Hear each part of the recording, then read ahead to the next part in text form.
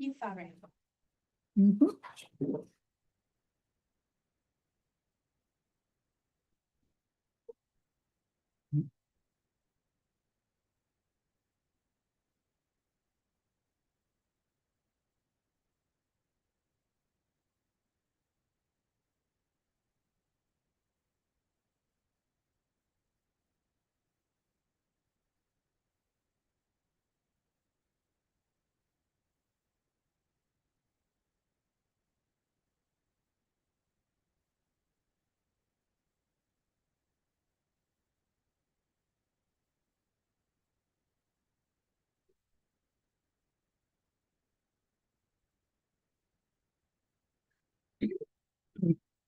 The time being 5 p.m., I'll call the meeting to order and advise us that this meeting is being video recorded and live streamed. I ask if there's a disclosure of interest. As there is none, we have a resolution to adopt the agenda for our council meeting this evening. It's been moved and seconded with the following additions. 6I, bylaw enforcement officer and weed inspector appointment. Okay, let's see. It's the C of A consent condition report number 2026.66 resolution and the bird construction noise bylaw conditional extension request report number 2026.67 resolution. I think, nope. And then we have two more, bylaw 35-2026, which is the Ontario Infrastructure and Lands Corp, Kakabeka, and bylaw 36026, which is the OILC fire trucks. Let me just check. I think that is it. With those additions and the change with moving the bylaw enforcement officer and weed inspector appointment up to B right after the building report in section 6. Is there any other changes? All in favor? Opposed? Carried. The first deputation we have this evening is the Kakabeka Falls Generating Station Redevelopment Project Noise Bylaw Exemption Extension Request from Bird Construction. If you are here, if you'd like to come forward. Yes. Take any one of those seats and make sure you push the button and that lights up. Otherwise, those watching on television will not hear what you're saying. Thank you. Okay, thank you. And its floor is yours. Okay, I'll introduce myself. My name is David Bohannes. I'm the construction manager, or one of the construction managers at the project at Kakabeka Falls Generating Station for Stuart Olson is who I work for. Phil? My name is Phil Barassa. I'm one of the project managers for the Kakabeka Falls redevelopment project. So basically what we had come here for today is, if we go back to last year, we had held a couple of open house sessions over at the Legion, getting public interest or acceptance to us working through a night shift on that project. The reason for that basically is it's a very complex project that is fitting into a very small timeline with a lot of manpower and equipment involved. And we needed to work 24 hours a day. It's actually a 7-day operation, and it has been for about 13 months as of right now. That said, it won't be complete until it's still on the planned target date of being commissioned and running water through that thing in it's about a year from now. So what we found is there is we had only asked for working through the winter, mainly on the maintenance side of things, keeping the snow under control. But we didn't really think through the efficiency of working through the next summer on night shift. So although that wasn't really our original plan, due to some things we found and discovered on site and some additional scopes of work that we had to undertake on that site, we feel it's in our best interest and benefit to the project if we carry our work through the night shift all through this summer and into this fall. So that's basically what we're looking to do, is get an extension of that, what is it, a bylaw exemption, I believe, so that we can carry on work until sometime this fall. Basically, I'd also like to state we were tracking the noise levels in that area, and we hadn't had any major exceedances of the noise. In fact, I think the highest was around 59 decibels, which if you measure that, it turns into your basic speaking voice. Actually, what I'm in right now is be measure around that range, and that's calculated over an average nighttime. Everything that we had said in our previous proposal, including no blasting, no drilling, no rocks into trucks, no high degree of noise operations, no backup beepers, like we'll have the silent beepers and everything like that. That is all still the same. We wouldn't do anything like that at night, during the night shift, which is, I believe, in after 9 p.m.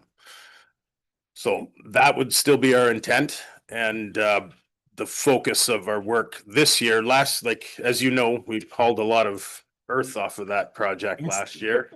And we made one heck of a mess of the road and through Quequebeca, but we worked very hard to clean it up as we did it. This year won't be like that. It'll be less of it, significantly. Most of that's behind us. But most of our work that we plan to do on night shift, working through the summer, would be building concrete formwork inside of the existing power station down below, tying rebar, things like that. So really, there would be, I would say there'd be less noise than we were even making this winter.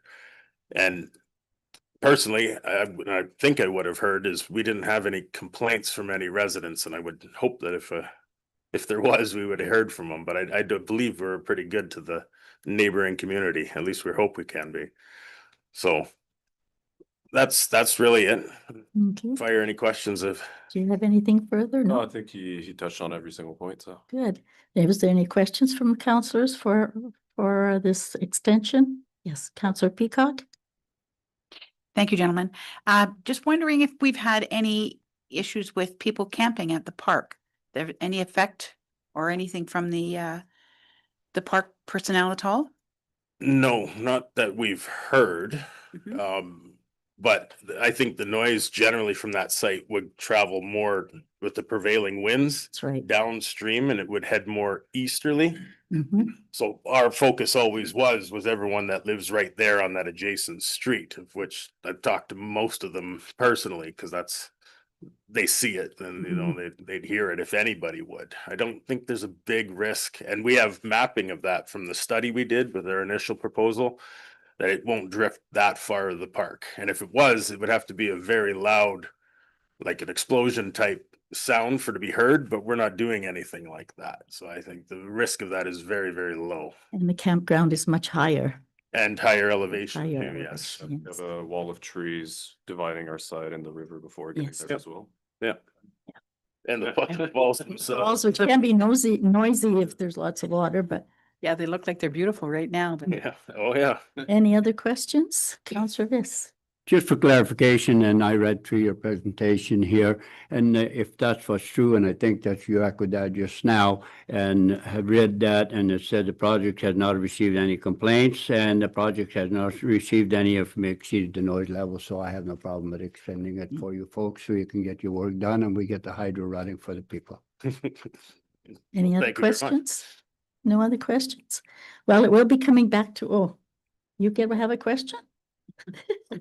How long do you need specifically? Like if we're going to give you an exemption, you know, the fall doesn't really, it's not precise. Is it October 31st or November 30th or October 31st, if you was to pick a would date. work? Yeah, Okay. So that would be an extension up to October 31st, and if it's still required, you'd be coming back. yeah, I Okay. think that's fair. I'd rather not over ask for something we don't need. Perfect. Okay, and this will be coming back to us at a regular meeting. We will be discussing and making decisions. So you Okay. can either stay and wait till that happens, or tomorrow you'll be notified. Okay, Okay? Thank you very much. thank you. Next item we have is a presentation with the manager of the Business Development Wilderness North Group of Companies. Okay, and this I believe is on Mud Lake Road. If you'd like to come forward, please. And just ensure that your green light is lit, then the audience in the Zoom world will be able to hear you in the YouTube world. Okay, and I leave the floor open to you. Thank you, Madam Mayor. One thing I just wanted to mention, I'm not here in any position with Wilderness North. That's my day job. I'm just here as a friend and business associate of Louis Alves, who is the true proponent of the abattoir project itself. So yeah, so this little presentation was just a summary of the information we provided earlier to council. So it is the development of a small or a regional, what they describe as a regional abattoir, boutique abattoir. We're estimating to process approximately 50 animals a week. And that's across all types of animals, swine, cattle, bison. There will be some fowl as well, but I think everybody's, previous people have mentioned that there is not a lot of money in processing chickens. So if we can, okay. And that first, sorry, I should have mentioned that first picture there is just a artist's rendition, if you will, of the building on the site, in essence. So the project, we hope to create 15 to 20 full-time, part-time jobs. Again, being able to process animals here locally. We do understand there is an existing, we all know there's an existing abattoir. However, the status seems to be, I do believe one of our proponents has said is now retiring at the end of the year. So we're not quite sure exactly what's happening, but that's where we want to get in and fill that gap. There's already a gap, as in many animals are being forced to go to Dryden and Emo to be processed, which is where actually Superior Foods got involved, because the animals would come back and they would still need to be literally processed. So he would receive them in Thunder Bay and process them at his plant in Thunder Bay and return the animals to the farmers. As well, this is going to create a significant tax base for the township. It's going to be a significant investment. And I know it's not all money, but it is part of it for sure. So the site, it was, I don't want to say chosen, but was more opportunistic. Came up, it was a industrial site located near the village of Murillo. According to the plan, the idea is to keep commercial properties closely together, not to actually extend and use up valuable farmland. So that was one of the things as well. There's proper power to the site. And as well, we've heard from Enbridge that they will extend natural gas up if we get to go ahead. So that'll be a benefit to those on Mud Lake Road as well. About items on this individual picture here, you'll note I've noticed are marked off 450 meters. That is a statutory distance for distance, what's the M for? Distance separation. Minimum distance, thank you. Minimum distance separation. And that point that it's next to the rail line there is the closest point to the Murillo settlement area as defined in the bylaw. And in the top right-hand corner, there is a triangle there. That triangle is as well on the industrial property, and it's again within that or outside that 450 meter area, which describes where the anaerobic digester potentially could go. And I say potential, this was just an idea about being environmentally friendly, if you will. A lot of I'll mention it now. There's an existing abattoir that was just built 3 years ago in Bruce Mines, just outside of Sault Ste. Marie, and all their waste gets diverted to taken out to a farm, to their own farm property, and gets composted on their own farm property, which releases all the harmful greenhouse gases and everything else. By using a digester, it's about capturing and, you know, saving the world for our children, if you will. So, and there's a picture of that site, actually, that is in Bruce Mines, that one there, Pinokin Farms. That is almost the exact size of what we were building. They're actually trying to get their zoned retail. Because they've got, everything gets trucked off site. There's no sounds, there's no noise, the animals go in the building, there's no outside disturbances. And then on the right side is our initial plans for our building, as you can say, very similar in shape and size. We do have areas for expansion if needed. Again, we're starting with 100 hooks, if you will, in the cooler space, and that's what determines your throughput. When animals get processed, they have to hang and cool down properly, so you don't they're safe to eat. So as I mentioned, it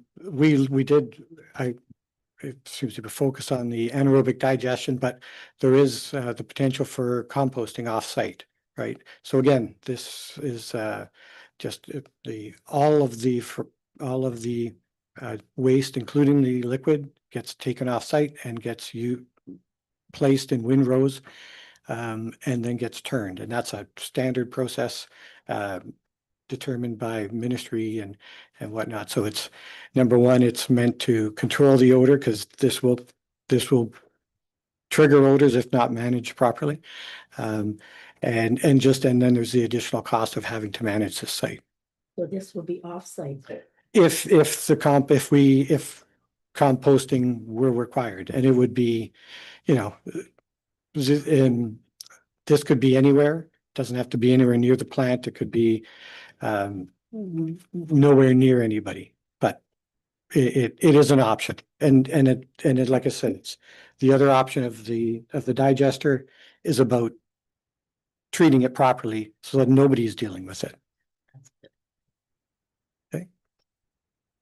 So again, here's just a simplified version of the anaerobic digester. So the waste literally comes in, gets ground up, mashed up, it gets mixed into a slurry, and then that goes into these large holding tanks that you may or may not have seen. And in there, it takes about 40 to 50 days. The slurry, the sludge, gets processed by bacteria, and the gases are generated and captured, and that becomes valuable for generating power on site or burning for heat to maintain the property. When it's done, it's siphoned off, and it's gone through a screw press, which then will separate the heavy solids from the liquids. And at that point, they're more or less benign, with minimal odor, and now it can be used as fertilizer and could be spread just as any other manure that's processed here. So here's just the benefits of anaerobic digestion quickly. So odor control, they talk about it reduces odor control or odors by 90% in terms of an open lagoon. Energy production, again, we talked about, we'll be able to pull off methane gas to generate power. The waste, so again, we're not dumping onto the soil. We're not having to deal with stuff with runoff. The pathogens as well. So this happens at heat. So it's between 50, well, from 30 to 70, depending on your process. So that heat will kill off any of the potential dangerous pathogens in there. One thing I will note, we do not treat the specified risk material, I think is correct, which is from cows, which is bovine encephalitis, BSE, if we all remember that. So that process is still has to be captured and delivered to a proper sanitation site. Now this is some information that I found regarding the industrial classification. So these numbers come from directly from the Ministry of Environment, Conservation and Parks, where they describe the abattoir in terms of hooks, and they classify an abattoir of, well, they can say up to 250 hooks as light industrial, and even 50 hooks as actually rural. So that is where we're looking at. We're not looking at a large high-scale facility. We're not looking to bring in truckloads of animals to process. We're looking to just handle the overflow that is existing right now, and as well, hopefully give the farmers confidence to expand their herds, which then benefits everyone. Yep. Just one question. Hooks, is that animals? Okay. Yeah. So Right way. polite way, and I use hooks because a hook could have a sheep on it and it could have a cow on it. So with cattle, that's the largest animal. That requires the most cooling. So I always talk in that because that's always going to be the most conservative, right? If you're processing swine, swine don't have to cool as long. They can actually be processed within the same day. So it's much faster process and can be done. In terms of the official plan for Oliver Papoons, this is well aligned, of course. It is an agribusiness growth, providing that capacity, additional capacity here. We are creating additional diversification by creating new jobs here. Where we are located right next to the rail line, so that's not a high demand, if you will, retail or residential location. And then as well with the use of the digester, we're being prudent about the environment, right? Trying to benefit everyone. And then this is probably what's most important. This is only the first step, is getting this approval. There are several regulatory bodies that are going to be reviewing the project and the plans going forward. Most of the plans, everything that we've discussed is very much in the preliminary stage. When we go to the next steps, that's when we finalize. So, we meet several with OMAFRA, which is the Ministry of Agriculture. Ministry of Agriculture. We meet with the LRCA in terms of permit to take water, or MECP, the permit to take water. MECP and OMAFRA for nutrient management studies, strategy, and which is now the process of dealing with the waste, and on and on and on. And that list is, but like I said, by no means complete. So there's going to be plenty of checks and balances on the project to make sure that we're being good corporate citizens, if you will. And I think, the rest I just, I went through and was looking at existing light industrial properties and just wanted to, that's the GFL plant on Highway 61. So that plant could go directly onto the property right now without anything. So, but I'll stop there because I think people know the businesses and industries in the town.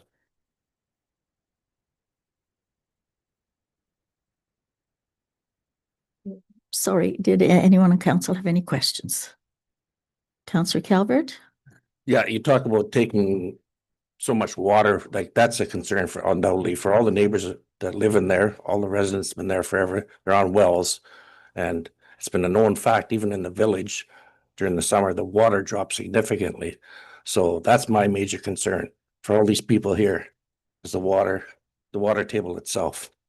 Like without water, you don't have nothing. Your houses are worth nothing. Correct. So to me, that'd be a real drawback Absolutely. from going forward with this. Absolutely. Can I add to that? Yep. Without water, we can't run our operation either. So that definitely is a concern to us that we want to make sure that there's water for everybody.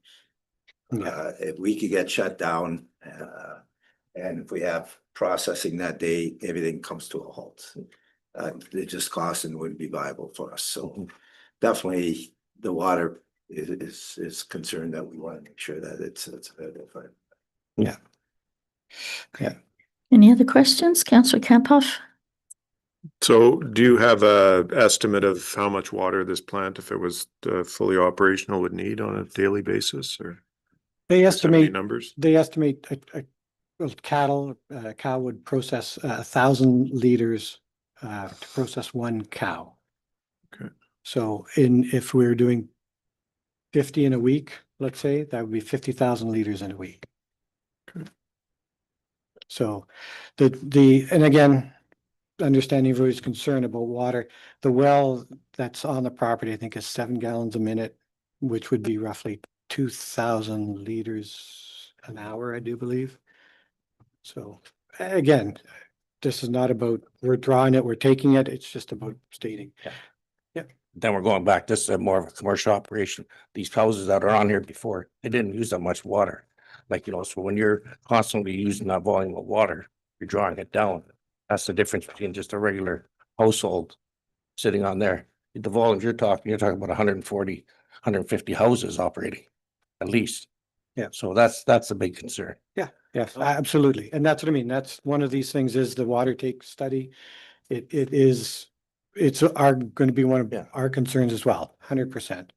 100%. So there's, if it says we're on the margin, I can tell you, we're not doing this. It makes no sense. Yeah, Buff? So part of your process would be doing a hydrogeological study, is that what I'm hearing? Absolutely. Okay. Absolutely.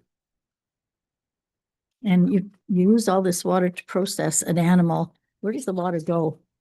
Well, that's what I mean. That's part of it it could be going into the anaerobic digester Okay, if we went with that process. And if not, it would be taken off site and processed with the compost at okay. the other location. So it doesn't get reused again. It's gone. We will reuse as much as we can, but it's because of it's food, right? Right. Oh, yes. I know. Right, so we can't, I think we can spray down or clean up stalls and whatnot with it, but that's minimal. Mhm. Okay. Counselor Viss?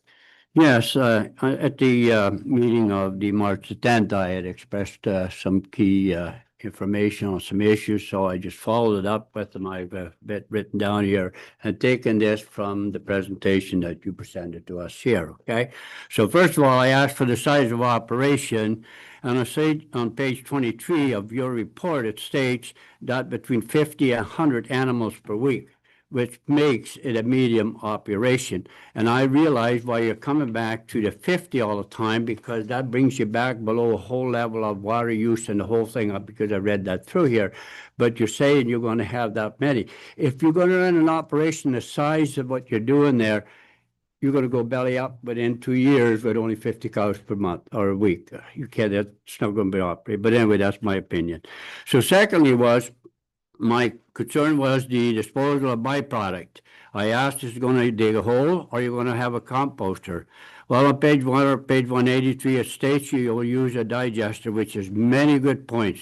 I read through that, and it is the end product can be used for a whole lot of different things. But there's something to consider. First of all, it's very, very expensive, and it requires maintenance every day.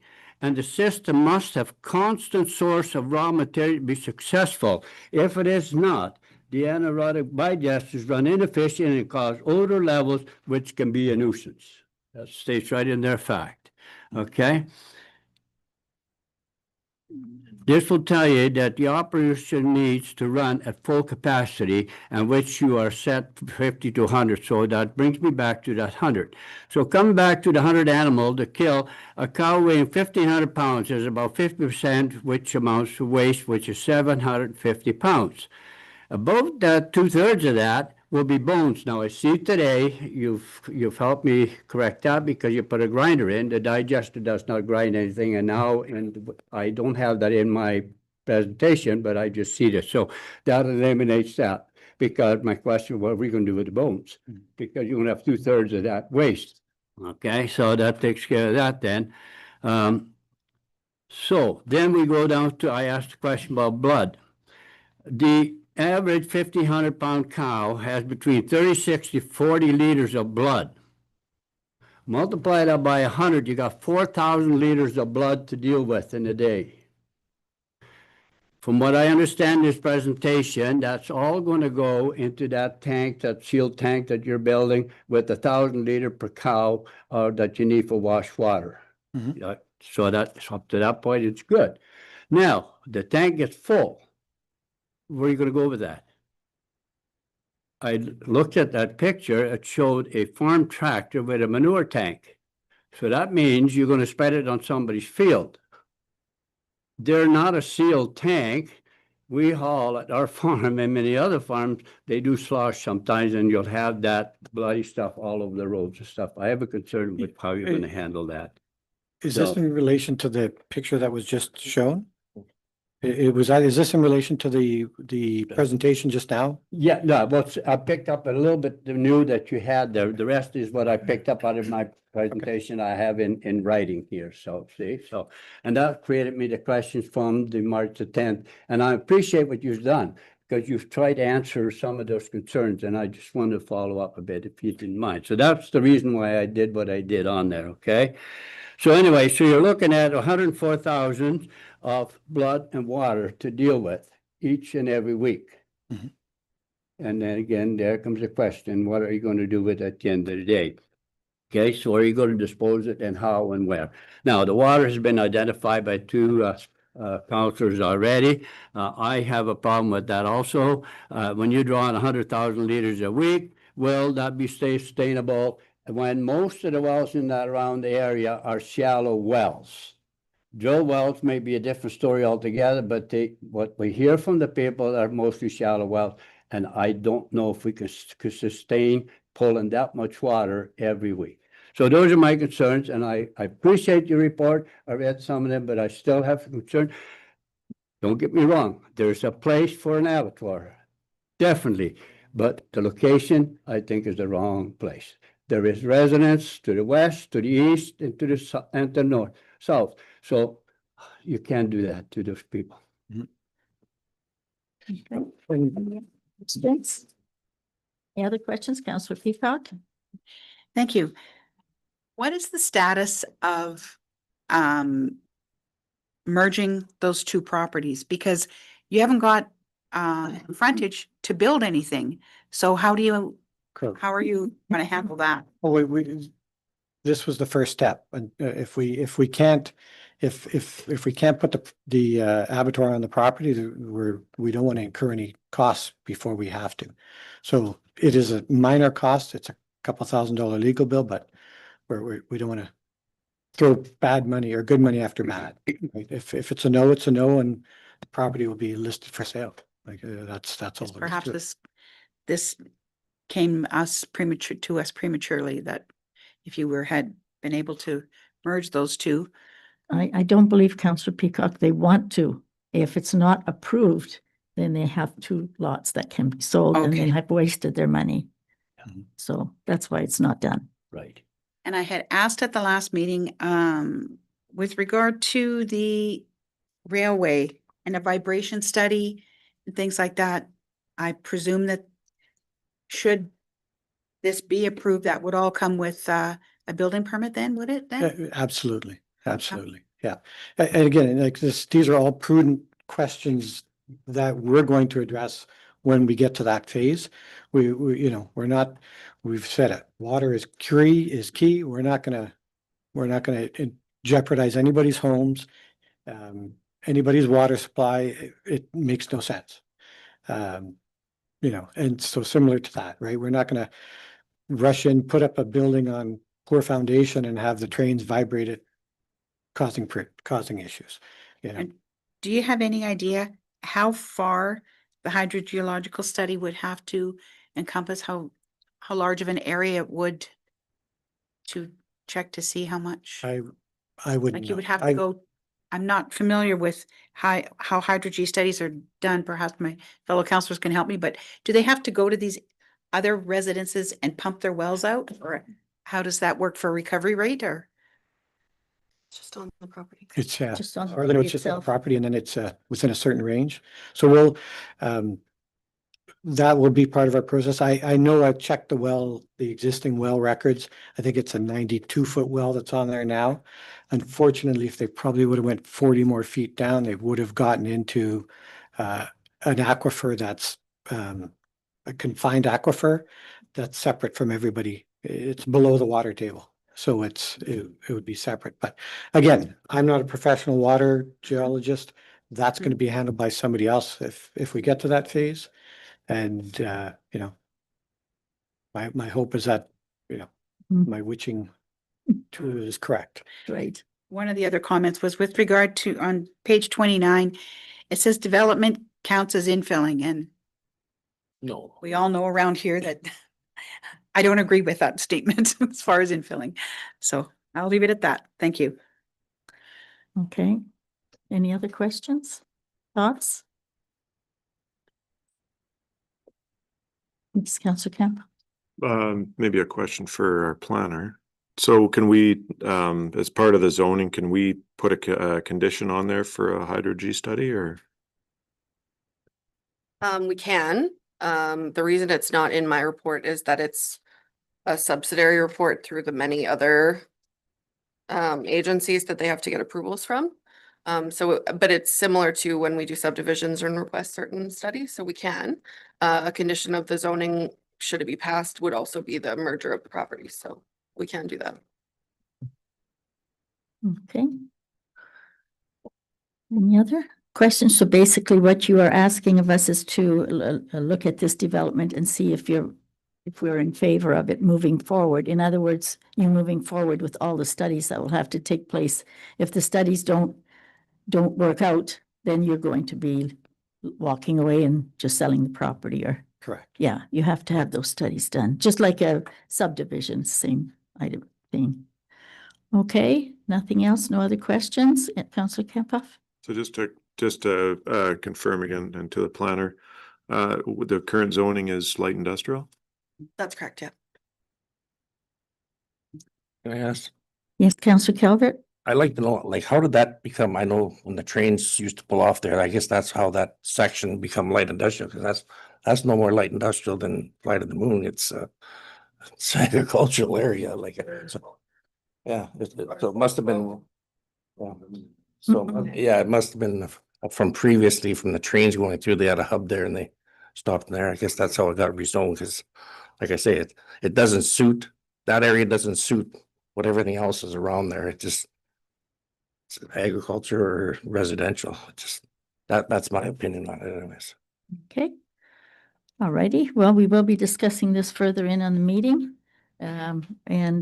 Either we'll be coming in with more questions, or you will get notice of what was decided later on tonight. Okay? Thank you very much for coming today. We appreciate it. Thank you. Okay, we now have a resolution that moved and seconded to approve the minutes of the council meeting held on March the 25th. And those minutes start on page 22. Were there any errors or omissions? There were none. All in favor of the minutes as presented? Opposed? Carried. Any discussion on any of the items in that meeting? Councillor Peacock? Thank you. Page 28 of our agenda with regard to resolution 113A. It was for the road allowance on East Boundary Drive. And it indicates that the municipality would bear no cost for surveying, construction, or other activities required to open the unopened road allowance. Will there be something in I've spoken to Wayne with regard to the boundary agreement. Will there be something in the boundary agreement to indicate that we won't be looking after that road at all? Or could I suggest that that be put in that boundary agreement? Through the chair, I'll speak to that. We've sent letters back and forth to Erica Crom with Nebing, and we're getting ready to have a meeting, but yeah, we are fully aware of the intentions of council that night. Okay, thank you. Any other items open for discussion? Councillor Kempoff? So my recollection isn't necessarily that we were not going to take care of that section of road at all, but that it would be done in consideration of the boundary road agreement with Nebing. Through the chair, yes, that was the intent of the Yeah. meeting, and we were gonna proceed in that manner. There's some operational concerns as to how it's gonna be handled, and there's some cost perspective and some long-term problems in regards to maintenance beyond the lifespan, once it's reached a lifespan. Those will all be identified in the boundary agreement. The wording currently exists when it comes to structures on that road, bridge structures and such like that. There is wording in that agreement, but it's up for renewal, so we will address it. Any other items for discussion? No? Okay. We now have the building department report, which is on page 39, or begins on page 39.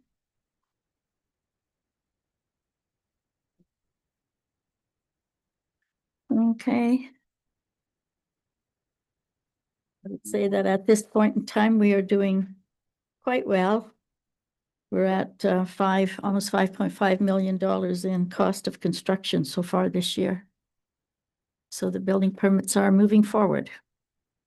Any questions on either that report or the pending permit tracker report? Councillor Peacock? Thank you. With regard to the building tracker, I appreciate that you've gone back to the building permits that are outstanding. And with that, you've got a warehouse and a commercial greenhouse and an industrial storage building, all still pending issuance. So I hope they're not up and occupied, but that's up to Paul. As The building inspector will take care of that. Thank you. Anything else?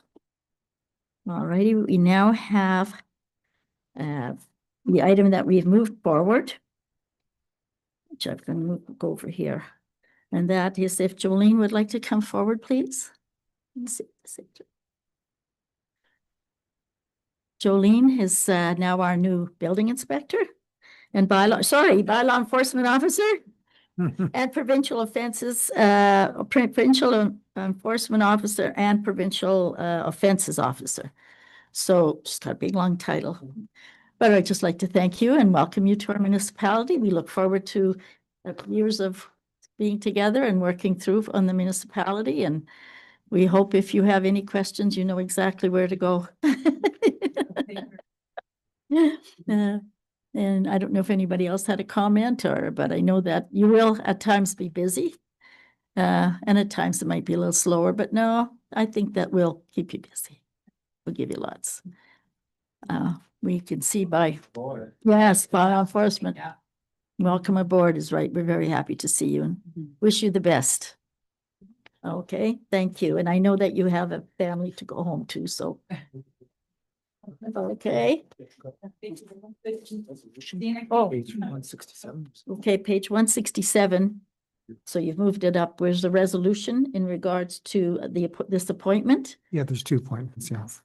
Okay. The resolution to appoint That's the bylaw enforcement officer. Jolene as the bylaw enforcement agent officer. It's been moved and seconded. Any discussion? All in favor? Opposed, carried. And the second one Inspector. is the weed inspector.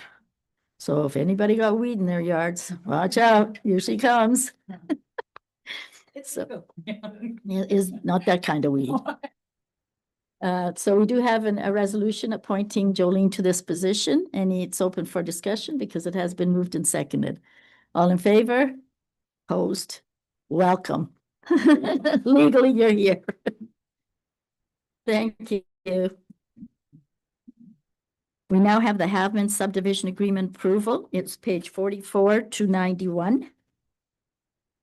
And we have a resolution recommending that Schedule A to this report, being the Haveman subdivision agreement, be approved. So it is now open for discussion. Any questions or comments? Councillor Peacock? Thank you. Who is going to make sure that all the conditions set out in this agreement are going to be monitored and checked on, etc.?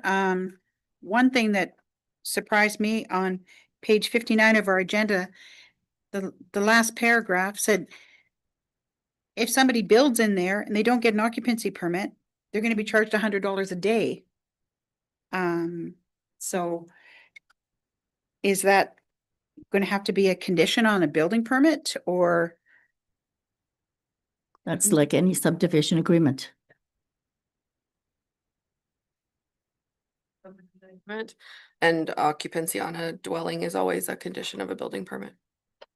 Yes. But the fine isn't in our list of fines and so how does that get? Because it's part of the subdivision agreement, that's what we monitor when they're building in a subdivision. Subdivision agreement is separate from any other agreement. Is that a condition on a building permit though? No. You don't get an occupancy permit. There's the $100 fee is for the subdivision. Anything else, Councillor Viss? Yes. I understand Council Peacock's situation. She has a lot more inside news than most of us around this table. But back in September 24, we passed the subdivision plan. And it has a legal description here, what's all got to be done.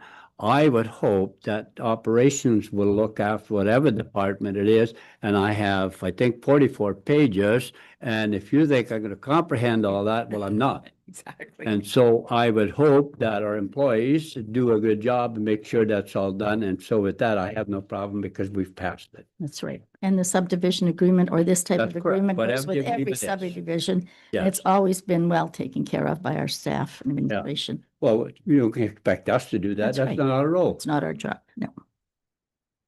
Any further discussions on this resolution? I will call for a vote. All in favor? Opposed? Carried. We now have a Crossroads subdivision application and initial review, page 92 to 123.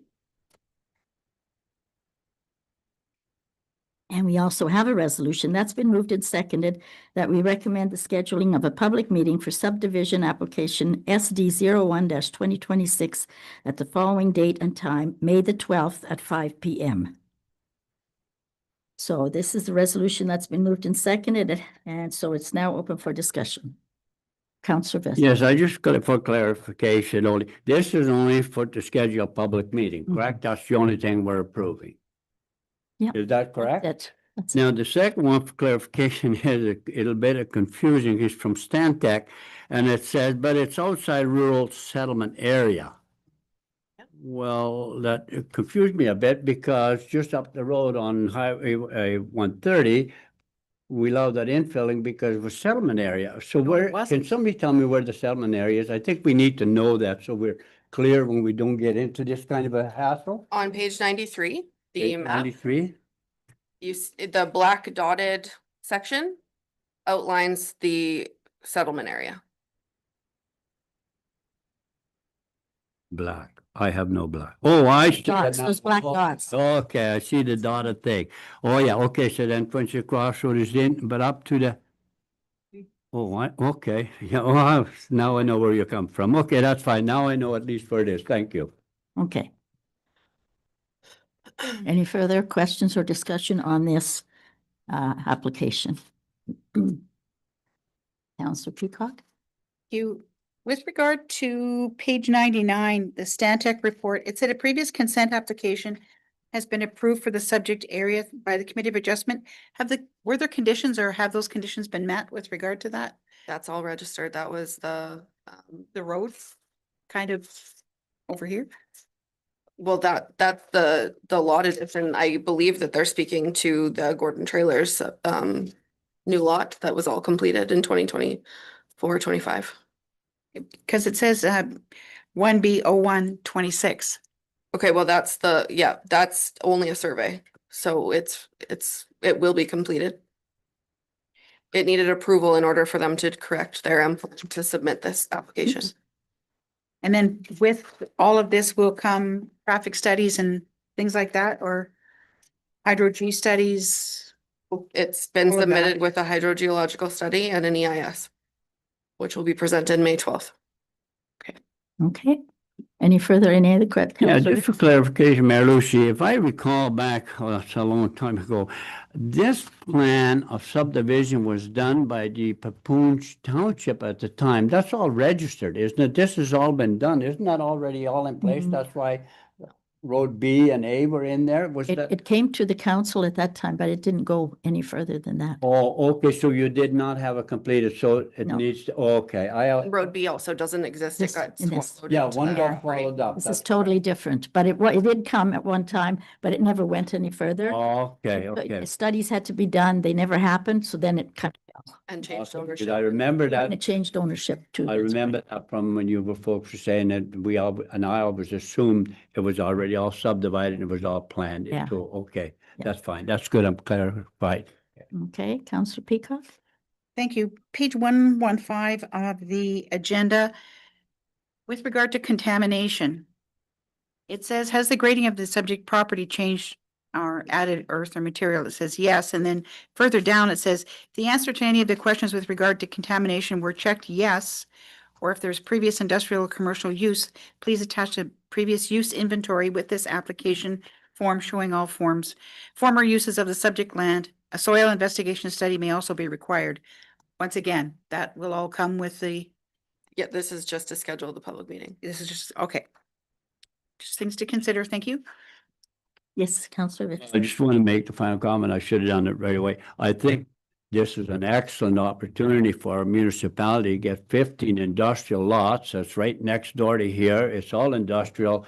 And we'd be silly if we did not take a look. And that's my opinion, not everybody's, but mine. I think we really need to look at this. This is a good thing for the municipality. And also the racing wouldn't bother them. No. And besides, we'll have an access to the 130, Another access to one. which is Crossroads. That's right, yes. That's the benefit to the municipality. Yeah. Yes, any further questions? Okay, so I will call the vote. All in favor? Opposed? Carried. We now have next a resolution that's been moved and seconded for Pennock Village Financial Support Request, page 124, 125. It's been moved and seconded and it's open for discussion. Any Councillor Peacock? Thank you. The letter says 9:30 to 12:30, but the report says 9:30 to 10:30, but I think you want 12:30, right? Anyways, I believe we had allowed him to have a public meeting at previously with no charge, so I don't have a problem with this. No, I have no problem. Public meetings being, having no charge to them for the use of the hall. It's fine. Any further questions on this resolution? No? All in favor? Opposed? Carried. We now have the municipal golf course subdivision, and this is an initial review. We have a resolution that in respect to report 2026-54, we recommend the scheduling of a public meeting for the subdivision application. And this would be on May the 12th at 5 p.m. This is a very large subdivision that we're looking at here. Okay, it's open for discussion as the resolution has been moved and seconded. Yes, Councillor Peacock? Thank you. Do you know if or how it will work as far as the I note in the application that it's possible it would be serviced through City of Thunder Bay. That's the direction they're going. Right. So we would need to have that in writing, I presume, before. And would we be entering into an agreement similar? I mean, I know this is in the future, but would we be entering into the similar agreement like it is in Whitewater as far as water and wastewater and? Water, wastewater will be ours, but the water agreement would be depending on what the city approves. Mhm. Through the chair, again, these are very preliminary discussions with the developer. We are looking at both piped services. What the maintenance or the buyback or the takeover looks like will be determined by this council Yeah. for a developer agreement. Mhm. Once come through with the city coming through with confirmation that this will be piped by city water. That's step one. Right.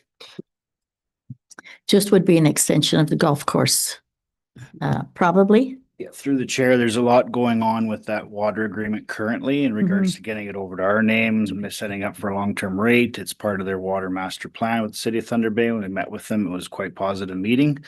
We just need to sit and wait till they make a decision. Sure. Okay, thank you. Councillor Peacock? Thank you. Just one further comment. We're looking for a new place for a fire hall. with city water. That might be an option Yeah, that we could propose right anyways. in the middle of a senior subdivision. No, quite. Well, that'll wake them up. But it's just, he's gonna have two entrances and That's all. Roslyn Road and Twin City are 130, so. Yeah. Just a thought. Yeah. So, yes, Well, again, this only again is for a public meeting. We'll see what the input of people is. And of course, when you read through this, we had the privilege, not everyone has that. But when you look at that 178 senior residents, if there's no city water, there will be no 178 residents in a small lot like that because there'd be no water. So you'd have to it's put in gonna be well. very straightforward. And as far as the sewer systems go on, well, we're gonna have white water to deal with, so I guess we deal with both at the same time maybe and see where that all ends up. But that's the detail later on. I think just have the public meetings and see where it goes and wait. See for what the report. concerns are and how they can deal with them, yes. Yeah. Good. Any other comments? It'd be nice to see some action going there, because I think it's sitting for. Your weeds. Um, Yeah, I can see the looking forward because we need a lot of homes for seniors in the future, so certainly. Old people. Yeah, I know a lot of old people. Okay, so the resolution has been moved and seconded. Again, I'll call the vote. All in favor? Opposed? Carried. We now have a report with no resolution. It's the asset management plan rewrite status and growth impacts and financial strategy on page 141 to 155. And administration is here to explain and answer questions, if there are any. Well, Councillor Garcia. again, for clarification, it's Ontario regulation says we gotta rewrite it. Is that what it's telling me? That's correct. Yeah. So don't we have any choice? That's right. Well, if it tells us we gotta do it, then what we're gonna do? Yeah. Okay. On this, not to see here, that we're doing ourselves, we're saving money by doing it. We want internally. Yes, we spent $80,000 before paying third parties. Councillor Peacock? Thank you. On page 153, and I think it as well on 54 and 55. Yes. As far as the growth forecast, it does indicate on here that there's a Brickyard residential subdivision and the expansion to the northwest is, do we know anything about either one of those? Because I didn't think either one was on the table at the present time. These, It's an asset management plan which goes forward 50 years. these forecasts were made some time ago. We can update them, but then when we update them a couple of months later, they may be different. But nonetheless, there are some projects here that were identified to do this analysis of how growth will impact the financial picture of the municipality doing the asset management plan. And I think if you, the key part, if you, in this report, you turn to page 144. There were, 3 different growth scenarios. And then there were different financial strategies using taxes, debt, reserves, taxes, just debt, etc. And what this exercise showed is that the growth that we're experiencing is reducing our tax rate increases. Yes. Mhm. So we're very fortunate to have that. Some municipalities without any growth are just going to the existing taxpayers, and it's becoming quite tough for them. But we do have a kind of a rosy picture here in our municipality. And the other thing I wanted to mention on page 145, there's the comment that maybe it's not on that page, but it is on page 145. I haven't seen too many municipalities that are meeting their annual capital requirement. That's in the middle of the page. So we're pretty fortunate there. Many municipalities have infrastructure deficits. Mhm. Counselor Viss? Yes, and you brought that to our attention. I appreciate that. But, you know, when you first came out with the asset management plan, the province said, well, if you don't do it by such and such a date, then we'll cut the funding. It still states in there's a whole lot of municipalities not even near doing it. And now we're already redoing ours again. I'm not saying that's wrong, because it helps us to run our organization. If you know where we're going, because it gives you some idea what our expenses are going to be the year down the road. So that's a real good benefit. But still, when they threatened us that they're going to cut the funding, that didn't hold any water because they haven't done that. So You're right. maybe we should remind those people that we should get their share that didn't do their work. There have been emails from different ministries and stuff regarding funding that indicate to us that we have not completed this version of the plan, and it is putting us at risk for future funding. So they appear to be taking it seriously. Now, again, I don't know what happens in small communities that haven't got it done, but they are aware. Yeah, I've done a bit of looking around and some different municipalities. Lots of places don't have it done. Exactly, because I know when we go to those meetings and that, a lot of them are, they're just, they're overwhelmed by it. They just, number one, they don't have time, they don't have staff, they don't have resources. So a lot of them are hurting. There was grant money at one time for working with this, but I think one of the problems maybe at that time was, oh yeah, here's another thing the province wants us to do. It's not good for nothing anyway, so let's push it to the side and not think about it. But yeah, now it's coming to hit them because the grants aren't there anymore either. The funding was relative to your size. Yes. And unfortunately, it's a provincial standard, and a municipality of 400 is held to the same standard as we are. And we're held to the same standard as the city. And the city of Thunder Bay is held to the same standard as, Toronto's got their own, I but know, yeah. they have their own act. They have their own act, but exactly. Yeah. So. Well, I do have to commend the administration. They worked so very, very hard on this, and they're keeping it right up as much as they can until someone tells them they want more. But that's the way it works. So thank you to them. The next item is the Fire Department Annual Report for 2025, and it's on page 156. Okay, has no resolution. It is for our information. So any questions on any of the items, page 156 to 162? Yes, Councillor. Just a comment in the light of what I see on the graph here. Did that pen run out when you run up to that point?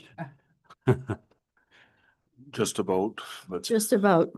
Well, it's wonderful, folks. 408 calls the fire department received compared to the highest was around 100, some with other municipalities. So good job. More than average, more than one a day. Yes. In our municipality from the fire or first response. They are very busy people. Councillor Peacock? Thank you. Perhaps this is a question for the fire chief, but the total dollar loss, as indicated on page 162, how did we end up that high? it comes out of the SIR, Standard Incident Reports, and it's estimates based on fire loss. Comes right out of Fire Pro. So how much is that? 800,000. It's 80,000, I believe. There's too many zeros in there. You have the column in the wrong place there, John. On page 162, it's like, Is it 80,000 or is it 800,000 or is it 8 million? Put it down. But Jim's financing. Well, once again, I made an error. Oh, that's Pointed okay. out. So if it's 800,000, it should be 80,000. That's a It's mistake. 80,000. 80,000, okay. Just have to take it as zero out of there, Okay. that's all. Thank you for clarifying that, because it was like, oh my goodness, that's a heck of A lot of money. I didn't know how to read that number. It's terrific. Yes, Councillor Campoff. So I guess a question or a comment and then a question for the fire chief. The response times, that was an eye opener, and I mean, that's great news that there's been to me, that looks like a drastic decrease in response time across all the different metrics. And what was the cause of that, or what can you attribute? that improvement too? Yeah, it's kind of three factors in there. There's almost a minute faster response time from the dispatch time, so that's out of CAC. There is, we're a little bit faster, almost a minute in the shoot time, which is the travel from when the page goes off to a station. And also almost 2 minute drop in time from traveling to the location. And that's just a product of where the incidents are occurring. So, but yeah, it's, we're under the 14 minutes, which is kind of what was referenced in the master plan. So a combination of three. CAC's a little bit faster, we're getting to the stations a little bit faster, and we're getting to the scene a little bit faster. That's right. Not a lot of potholes in I them. just want to point out, though, there is another error in the report. Under the donations, it references 11,000 donations. We found out just, I think on Friday, that there was donation money that was incorrectly put into the fire. It was actually I believe for the Zamboni. Oh, It came through the same donation funding that just got put into the fire, so it's not 11,162 for this year out of the donations, it's 1,000.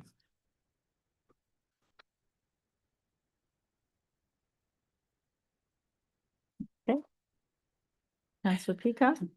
Thank you. That's an accumulated total for donations that we have then over the years of, well, this says 56,000, but is that over the years, not just, That's correct, that's what's theoretically in that donation account, but that has to get adjusted for that 10 as well.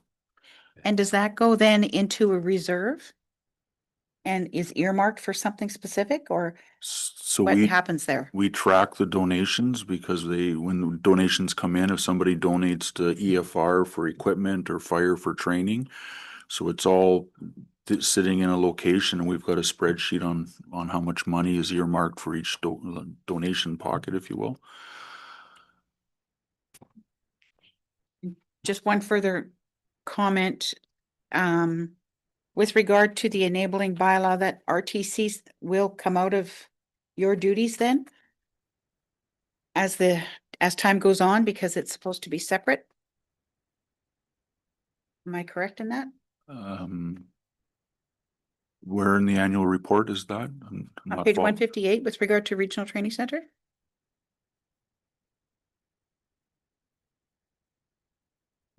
This is a summary on the regional training center. I'm gonna have to follow up on the answer to that. I'm not Yeah, sure what's I'm being just wondering asked of what me. your question was, because I'm not. I'm a bit It was confused. my understanding through the enabling bylaw and the duties that had to be completed was that the RTC was not to be part of the Oliver Pamoonch Fire Department. It was a separate entity altogether. I'll take that back and respond to it in another report. I mean, yeah, I'll just leave it at that. I do know that one time we did discuss it and agreed on it, that the money to operate the regional training center would come from all those that take the training. Correct. That's, Everybody that attends a course Right. pays a fee, a daily rate that has gone up almost every year. And my ultimate goal on the training center was to have an independent corporation running it through a board. Mhm. It's not at that point now. That's But what I yeah. was questioning that part. Okay, But that's not in the enabling bylaw. okay. Okay. All righty. Any other questions in regards to that report? We now have the initiative to restart regular property assessment in Ontario. It's page 163 to 166. And that is, has no resolution in it, but it does have comments of other municipalities as they start to lobby Ontario to restart the regular property assessment cycles. And Wayne? Council is supportive of this. We could do the resolution that is attached to the report at the next meeting. Okay. Councillor Kamphoff? So, I was a little perplexed as to this whole thing because, so correct me if I'm wrong. This is a legal firm from Vancouver, BC. that's inserting themselves into municipal politics in Ontario by initiating this thing that they're doing, which we obviously already know is an issue, and we've already had resolutions, and there's been other municipalities, and we have the Association of Municipalities of Ontario that's worked on this.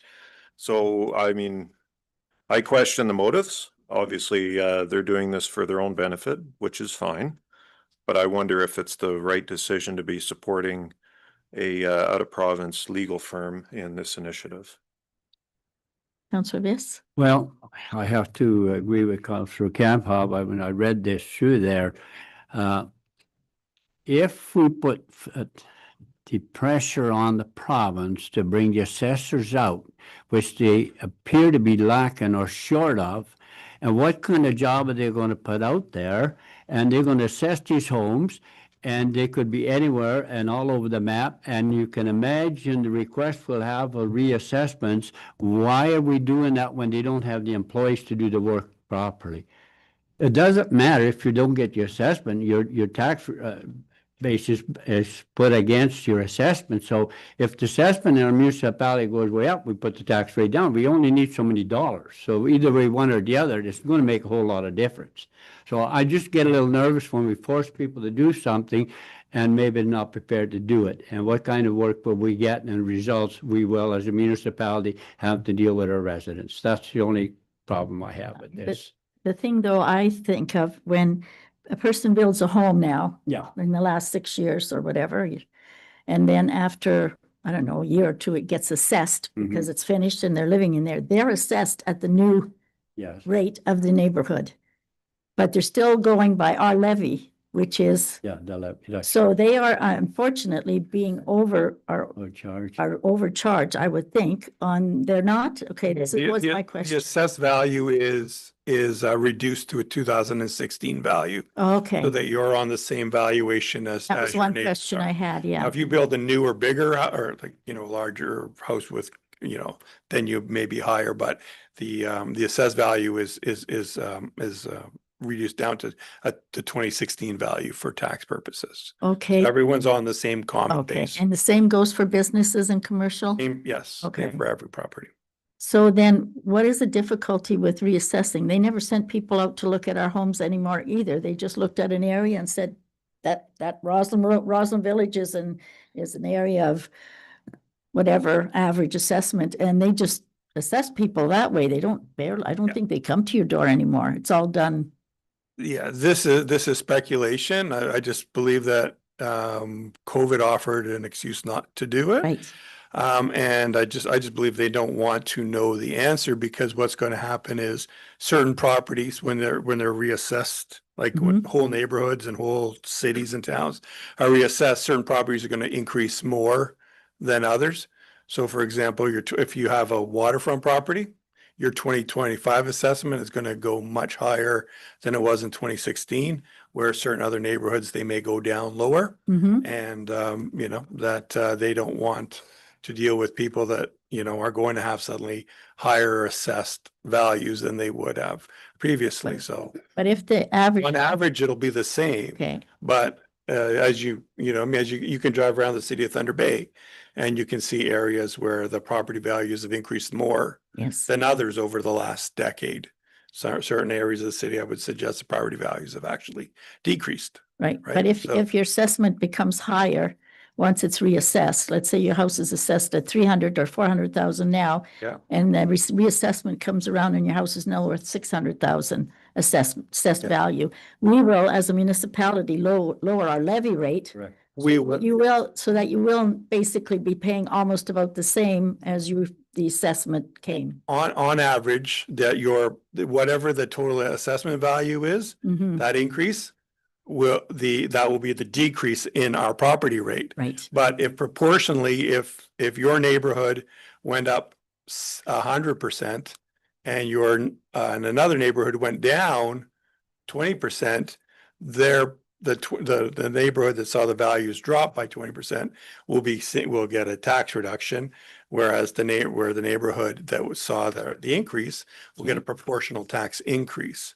And so, like I said, so that will be will likely be unequal across the province. And I said. I would imagine would be a lot of appeals. And there will be a lot of appeals, and I suspect that. For lawyers, yes. For I was gonna say in response to Councillor Campoff's comment that they want to see this because, you know, they'll get a proportional increase in assessment, so. Yeah, this firm, it's an international tax firm, whether we support them or not is you know, not important. The thing is about this matter, it's got to get dealt with. It's been 108 months, as they say. You know, it's just poor policy. The Ontario government, they need to address this. What are they going to do? Wait another 5 years? It's not sensible. Yeah, they need to get on with it, and AMO is pushing for that. And not only that, we get assessed by all the agencies such as DSAB, Conservation Authority, Health Unit, by our assessment. So if our municipality is a very fortunate municipality, our assessment is good.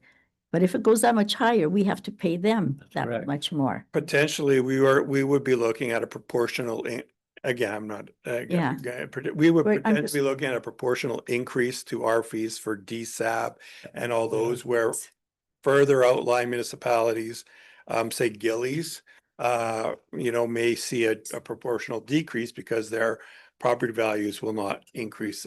We're fortunate, like you talk about the growth, that this is a desirable area with desirable, you know, neighborhoods and stuff. So they will see proportional increase relative to many other areas in the Thunder Bay district. But we're just guessing. We're guessing. It's a good conversation in between some boring subjects. So it's interesting. It's a guess, but it's an educated guess because you can look at the real estate listings and that's right. You can see. So. And I would say, like, I don't know how much weight this will hold. Like I say, like Councillor Campoff said, we've had various ones where we've supported them, and they're closer to, you know, Toronto than we are. So if they're going to listen to anybody, it'd be those ones we already supported, I think, versus this.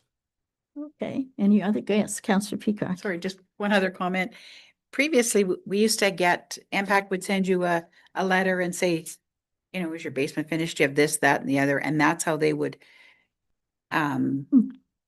assess your property by, I mean, it's been a long time ago. Realize that. Everybody filled it out. Yeah, yeah, it's only for honest people. But then with COVID, all the people that worked at MPAC, they were working from home, but maybe now with drones, they can check and see what you really have on your property. Also, MPAC gets our building department reports to MPAC, and so they know all of the building permits and that type of stuff too. So again, if you build a house without a permit, in theory, MPAC, you know, won't know about it right away. Eventually, they'll find out.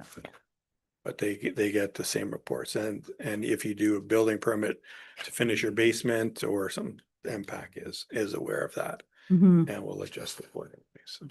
It's very simple, or like the consensus, when you get census and you have to say how many people live in your home, et cetera, et cetera. There are people that will lower the numbers that live in their home thinking they're doing, you know, they're getting away with it. I don't know what they're getting away with.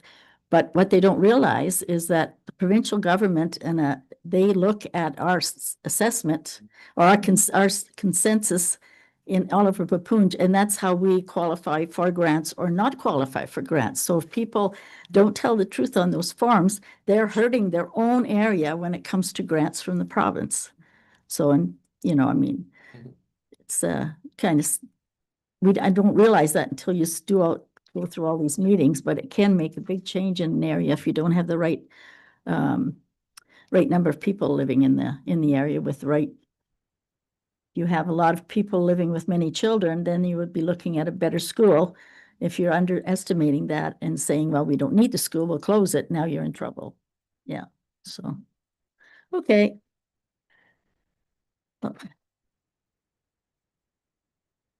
Now we have award RFP 01-2026, a resolution that's been moved and seconded to award the bridge rehab for 2026 to Stahl Irrigation and Contracting. It's on page 71 and 72. Any questions of the Director of Operations in regards to their awarding this contract? Of course, it's the lowest price, so yes. Just looking for confirmation as to which bridges those are. Were they the two on Candy Mountain? Through the chair, 3 on Candy Mountain and 1 on Gillespie. Okay, thank you. Say, so the resolution has been moved and seconded. I will call for a vote. All in favor, opposed, carried. Then we have awarding RFP 14-2026 with landfill monitoring. And the resolution has been moved and seconded to award the landfill monitoring be awarded to Consamanis, Grumman, KGS. Smith, McMillan, KGS. That's a 2-year contract for that amount. Through the chair, that is correct. For those that have been around long enough, they were around here before. There's an evolution of younger engineering companies, a little bit less market share. These guys are taking on market share currently across northwestern Ontario. Good. Good, terrific. So again, we have a resolution that's been moved in second. I'll call the vote. All in favor, opposed, carried. Then we have the awarding RFQ 02-2026, which is the fire hall bathroom renovations. And the resolution recommends the awarding of this project to Brad Gibson Mechanical. And it's been moved and seconded, so it is open for discussion. Entryway, the back? Yes. Okay. All in favor? Opposed? Carried. Then we have the bylaw enforcement department reporting to council. We have a resolution moved and seconded of switching the bylaw enforcement department reporting to council from the second Tuesday of each month to the last Wednesday morning meeting of the regular meeting of the month. Okay. Is there any questions or concerns about that? No, all in favor? Opposed? Carried. Then we have a recommendation report, ZBLA 04-2026. And this is a site-specific amendment to permit an abattoir to be an allowable use on the land known locally as, and I'm not reading all those numbers, where the current zoning is of light industrial. And the resolution has been moved and seconded so that it is open for discussion.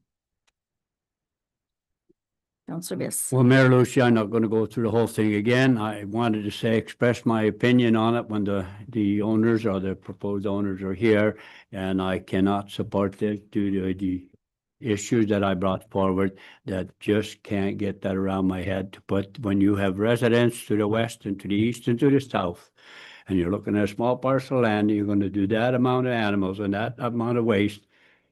I just can't support that. Okay. Any other comments, questions, thoughts? Councillor Peacock? I echo Councillor Biss. Thank you. Okay. So the resolution has been moved and seconded, and I shall call a vote. All in favor? Opposed? It has not been passed. Fire chief job description, report number 2026.64 is to provide the updated fire chief job description to council. It's in here for our information. If there's any comment on this, We gotta find it. 2016 to 2022.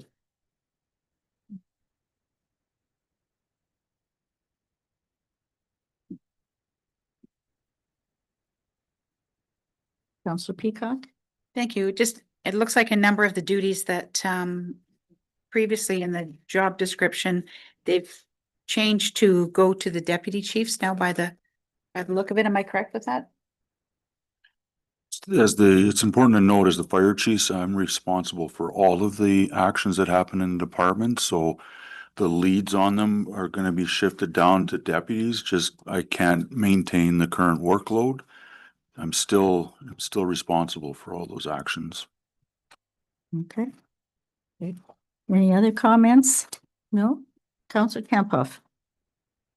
So we had the proposed job duties and responsibilities, and we also had a list of the previous job description. Is there I don't see the cheat sheet to tell me what's different, or is there much different? Or maybe can you give a little outline on what the differences between the two are? Yes, Council, yes. We didn't create a sheet like that. You just have to kind of look at it and pick and choose what you see, but you know, generally the new job description's a more strategic and leadership role. That's what it's focused on. The other one was more of person involved in the operations everyday type of manager. More emphasis on that. And this was part of the quote job that all those that were interested in making the jobs and the descriptions, all your present fire captains, whatever, all worked together on this, right? No, the chief job description, Wayne put it Wayne. together. But the other ones with the duties they put on, that was all done as a group. That's correct. All of the job specs and the reorganization were done by the working group. So by the group This that is- actually have the positions, yeah. This is done based on those job descriptions along with the enabling bylaw Hmm. from a strategic standpoint. Okay. Yes. Are points 4 and 7, sorry, points 4 and 7 in this job description, are they basically reading the same? One refers to the enabling bylaw and one doesn't, but both of them speak to an advisory committee. Who would be comprised of that, or when would you think that you would need an additional advisory committee? So the enabling bylaw is specific. The other one is basically all the other policies, operating guidelines. It's not a bylaw. An advisory committee, that would be my discretion, that if I needed a working group or people to put together, reviewing these various policies or procedures. For example, the enabling bylaw, you can say that we put an advisory committee together. All the chiefs worked on putting the enabling bylaw together. It's much as when the council administration comes to us with something that has to be done, and a few councillors and others get together and work on this and then bring it back to council. It's basically the same kind of objective. Yes. Any other questions, concerns? No? Okay. Infrastructure Ontario loan update. We have an update here for your information. And we also have 2 resolutions that must be signed to move forward, to get these loans to move forward. So we received from Infrastructure Ontario updated bylaws. So in December last year, we passed 92 and 93, which basically allowed us to enter into discussions and to have enter into discussions and an agreement with Infrastructure Ontario. So we sent them that information. They sent us the term sheets, all that last week. And then they came back and said, now we need another set of bylaws from you. And I apologize for the late arrival, which basically the difference between, I'll give Councillor Campoff a little cheat sheet here.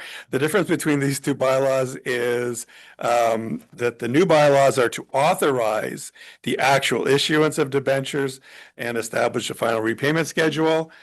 And they authorize the mayor and treasurer to sign and seal the actual debenture certificate. So that's the difference between the 2. So, and then the report lays out what the final rates that we got for 10 years and 5 years are and the amounts. None of that is different than what we presented previously. So It's only 3 million. it's only 3 million. Still. And you know what? Yeah.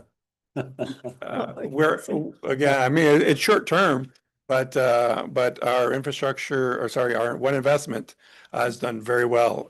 It's making more interest than, yeah, And in the last, yeah, we're gaining. yeah, I don't want to say it's Donald Trump, but maybe we want to thank Donald Trump. We'll be on the chopping block next. Councillor Campoff? So these rates are locked in for 10 years? 10 years and 5 years, yes. That's a good That's rate. good, yes. Councillor Peacock. Thank you. I'm not familiar with the infrastructure loans, but we already did the paving. Why do we go back now for funding? We We already had, paid for it. The paving was in the original budget. The paving was funded through this loan.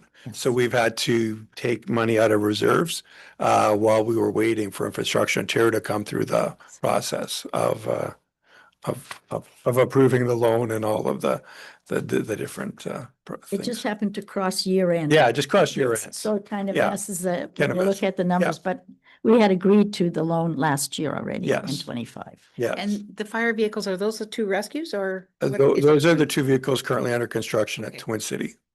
So. Thank you. Okay, any further questions?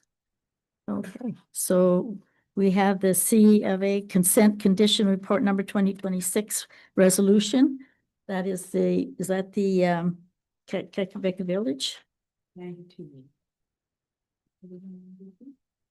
Oh, wait, no, which one is, that's 60. I'm trying to find it, 66.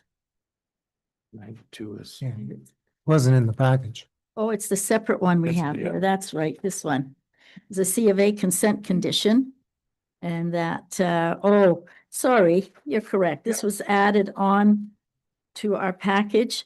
And the recommendation is that, or it is respect to report 2026-66 that the municipality undertake an environmental impact study to determine the impacts of the easement proposed in application, whatever, if any, which is designated ANSI be approved. Now, We were doing them. no, we did that already. Oh. Yes, Okay. sorry. It's just, it was added in extra right behind. Oh, now we're over here. So it was on your desk, report 2026-66, and it was brought to the, I will let you, Wayne, explain that was brought to your attention. And what happened was at the Committee of Adjustment meeting, last one, there was the decision was that the municipality, the easement agreement would go through, but the municipality should do an environmental impact statement or a study Mhm. on whether the easement will affect the ANSI. And the administration, we wrote a report and we looked at some things like the official plan and the provincial policy statement. And found that, and also there's a manual called the MNR Natural Heritage Resource Manual. And there's a excerpt out of there. And based on what we saw, we concluded that you don't need to do an environmental impact statement to do the driveway easement. However, Carrie has received an email from an MNR person right before the meeting saying that you do need to do an environmental impact statement. Oh. So it's kind of a twist in the late in the game here. What I'd like to do, didn't the person leave a reference in that email to you? I think so, eh? Yeah, we are going to go into closed. I want to take a look at that to just see whether it's well, what the Yeah, just- person has said. Just because it comes at the last minute, I think we should just leave this and go into closed. Yeah, and then when we come out, we can see what is in that document, if we can find it, what it says. Okay? Unless council just wants to vote on it, but No, I I'm think, curious to know. Can't do that, but we don't have the information what you're talking about, so we need to see that information because we could make the wrong decision. I don't know who this person is. Has he got any authority? I don't So we know. need to know that. So I don't think we can do No. anything, Mayor Lucy, with this. We We'll just just gotta make sure we just get the refer right. it to the in-camera meeting. Yeah. Afterwards. And, Yeah. yes. During the breakout, see if I can find it. Okay, and then the next one was the bird construction noise exemption extension. They had requested an extension to their exemption for the noise bylaw time. That's. It's open for discussion. The resolution has been moved and seconded. Any further questions? Yes, I'll just write into this resolution, October 31st, 2026. that's right, as a date, yes. Any more discussion on this matter? No? Good. Okay, well, resolution has been moved and seconded. All in favor? Opposed? Carried. We have the museum board minutes. Not just ask a question on that. If you go in the very, Carly Schultz is the new board member, since Catherine Kuzel has accepted a position on our board. What's going on here? Friends of. The Friends of the Museum. So which is on the Friends of the, Yeah, so the. it's on page 224?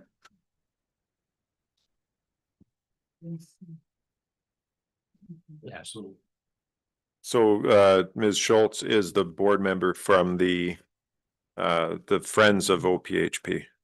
Because that was the update from the Rod Spicer, who's the, Okay. yeah, so that's, yeah, because Ms. Kuzelis is the new member on our On your board. museum board, so Okay. that left a space Oh, open. I see. And then the other lady is, oh. Yeah, good. so Thank we're you.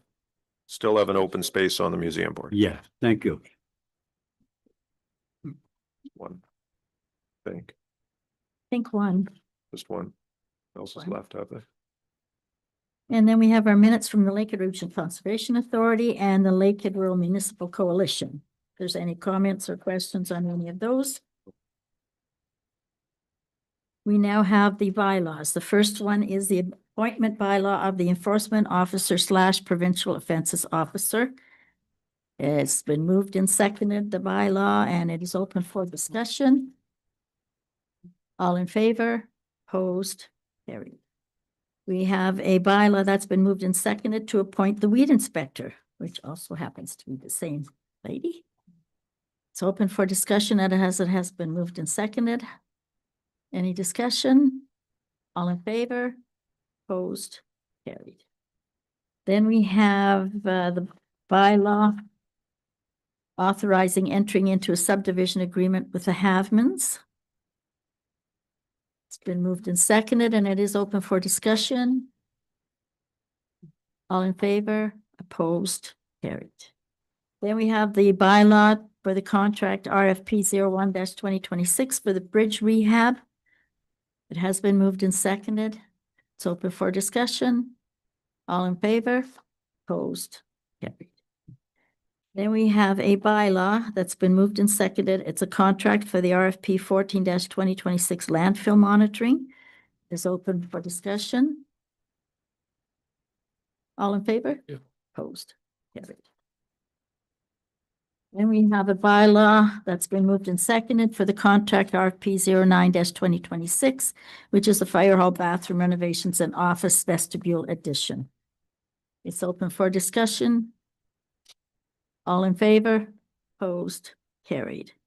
Now we have bylaw 35-2026, which is the Ontario Infrastructure and Lands Corporate Agreement. It's these ones here. So that has come to our attention. It has to be signed, but it has to be, the bylaw has to be approved. Any discussion? All in favor? Opposed? Carried. And lastly, the bylaw 36-2026, which is the OICLC fire trucks. It's been moved and seconded and is open for discussion. All in favor? Opposed? Carried. We have here under our petitions and communications, what was asked that we look at from our last meeting, the request for provincial legislation amendments, health and safety concerns. And this is to requesting the province to get some provincial legislation amendments with respect to health and safety concerns regarding staff being subjected to abusive and aggressive behavior from members of the public. We had discussed this last meeting and wanted to have an opportunity to put this resolution forward. So it's open for discussion. All in favor? Opposed? Carried. And I believe this last one does not have to happen? No, It's status quo now with this. Okay, so it has been cleared up, so we do Yeah, not have to pass anything, so Right. that one will just be whatever happens to file 13. Then we have communications for information only, the Thunder Bay District Social Services Administration Board minutes, the Northern Ontario Municipal Association minutes, the Nuclear Waste Management Organization, the Thunder Bay District Social Services Program Delivery Presentations to Municipal Councils. There is with that a letter that was received from the CEO, Ken Ranta, regarding delivering presentations to our council if we so wish. Were you interested in having that presentation to Oliver Papunch? No, I don't know. They do take a good portion of our budget. It might be an idea to find out where it goes. So it's leaving it up to I you. don't know if they can, I don't know. I don't know if they can divide it into how much our municipality uses or how No. that works. No, That's not, they would come here for presentation. I've seen them in the past, and all they explain is an overview of the DSAB and what things they do, but they don't normally break things down into that much gets that much and that much that. Well, a lot of that would have confidential information where that's, so they couldn't give you that anyway, because, so. Then And there's- we do have a representative that sits on that board from O'Connor. So if you wanted to have some of those questions answered, he could come here and make a presentation. Yes. Yeah, they done a presentation at Thunder Bay Municipal. Yeah, they It always was do. about 5-10 minutes. That's all it was, but it all It's just an overview. just exactly. Yeah. And so it's and what we get here is basically what it just repeated. Okay, and the AMCTO advocacy update and the Food Action Network, the province-wide survey on planning and building permitting systems. Yes, I would like to comment on that. The province is launching harmonization, I guess you would call it, or centralization initiative. It's part of the let's get things going more quickly. Municipalities are out there using different building permit softwares and planning softwares. And the view is that perhaps the inconsistencies from one municipality to another are causing lots of delays and things happening, et cetera.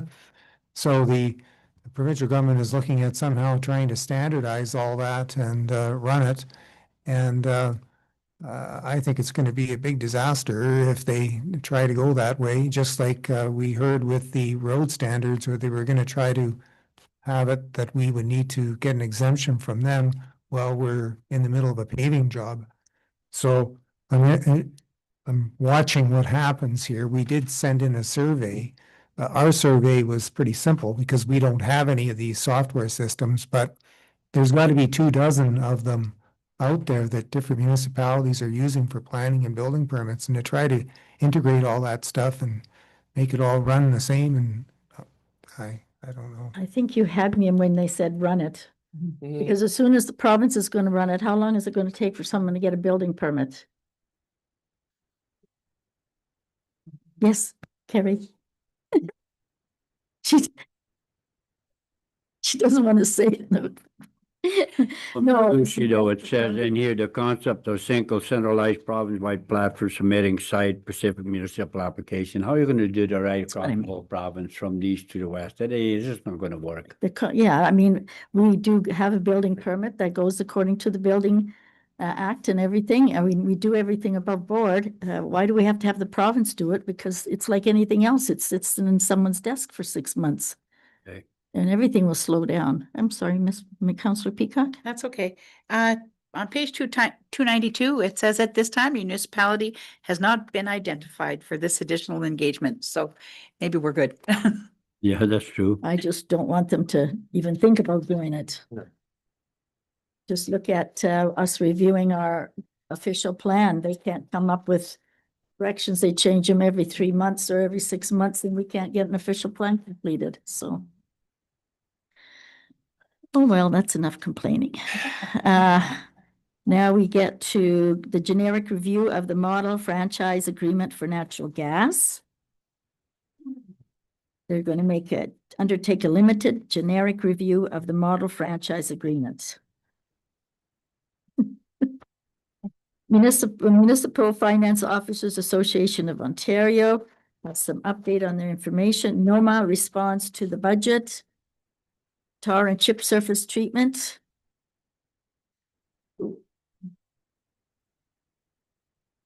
Okay, food insecurity emergency declaration. 220 Ontario Senior of the Year. Again, we get this every year. I do not believe that it is the council's job to nominate a senior for an award. I think it should be an organization or organizations in the municipality to have someone that they feel deserves that award, and they should do the request. And then Building Homes and Improving Transportation Infrastructure Act of 2026, Bill 98. And new regulations under the Wildland Fire Management Act. Is that good or bad? Doesn't really have an impact on us. Okay. The biggest thing is they've put AMPS, administrative penalties, but we don't enforce them. It'll be the ministry. And there was talk about the seconding equipment. That's kind of been put on hold until they do some more. That's that last statement about considering more feedback. So. Okay. And now my response to the federal gas tax announcement by Pierre. Telling Your Story, a community history video partnership, and Ontario Papoose TV PS statistics for 2025. And this is from the Thunder Bay Police Services. Yes. I just had a comment about item Q. When this came to my attention, I passed it along to the museum board, and they've already checked out a bit into it, and they'll follow up on it, see whether it's something worth pursuing or not. And I didn't think council, that's not our role to get into the weeds on that. Okay. All righty, and then we had the statistics for last year. It's rather small numbers, but it's all there if you want to see what the trends are with our police department. Yep. New business. Oops, I'm sorry, Councillor Peacock. Thank you. I just note on the top of the letter from Gordon Schneider, it said, "It's a pleasure meeting with everyone today." Who met with him? Okay. I just didn't know if I missed a meeting. I don't know. Maybe he was in a totally different municipality. We met with, Yes, you did too. It was the liaison committee. Yes, that's right. And it was a pleasure to meet with him. It was such a pleasure, I forgot his name. It was. No, honestly, we had two were here, and we had a very interesting meeting for the afternoon. Yes.